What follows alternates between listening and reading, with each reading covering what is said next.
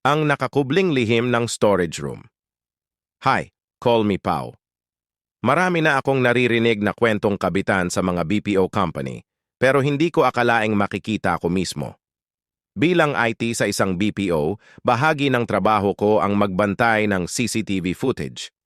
Isang gabi, habang nire-review ko ang recordings, napansin ko ang kakaibang galaw sa storage room na bihirang gamitin.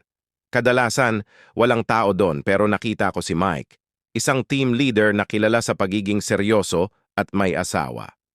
Ilang minuto lang, sumunod si Anne, isang agent na laging nakikitang malapit kay Mike sa opisina. Nagtaka ako lalo na't hating gabi na. Nang sumara ang pinto ng storage room, nakita ko silang magkalapit. Naglapit ang mga katawan nila at nakita kong may paghipo si Mike sa puwat ni Anne. Malinaw na hindi na ito tungkol sa trabaho. Pinatay ko ang monitor at naawa ako sa asawa ni Mike. Bilang galing sa broken family, alam ko ang sakit na dulot ng ganitong sitwasyon. Totoo pala ang mga kwento sa BPO. Kung may mga istoryang nais ibahagi, mag-message lang, follow for more.